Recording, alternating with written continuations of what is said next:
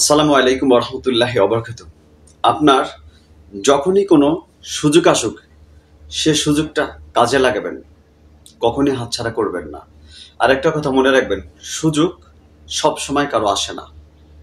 সফল মানুষরা কি করছেন, তাদের সামনে যে টোনটাই আসছে তারা ওই টোনটাই বাজাতেন, সফল হতেন। আপনি যে সুযোগটি আসবে সেটাই কাজে লাগাবেন, আপনি কখনই ব্যর্থ হবেন না।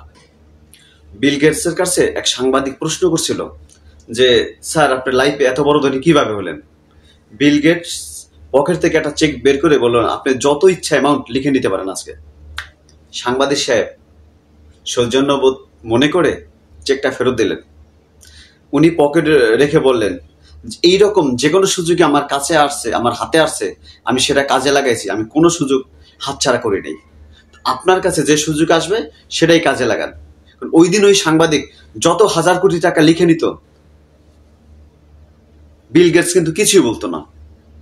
তো যাই হোক, ওই সুযোগটা সে হাতছাড়া করে নাই, হাতছাড়া করে দিয়েছে, সে আজকে ব্যর্থ।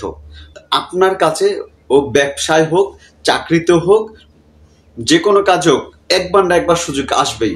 আপনি যদি কাজে লাগাতে পারেন তাহলে আপনি সফল, যদি কাজে না লাগাতে পারেন তাহলে কিন্তু আপনি ব্যর্থ। প্রকৃতির নিয়ম কেউ কাউকে ঠকায় না, সে যে যার মতো নিজের মতো করে ঠকে যায়, এটা মনে রাখবেন। প্রকৃতি সবসময় তাকে সুযোগ একবার দিবেই।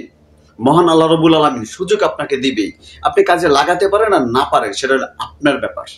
ভালো থাকবেন, সুস্থ থাকবেন, সবসময় ভালো কিছুর সাথে থাকবেন। আসসালামু আলাইকুম।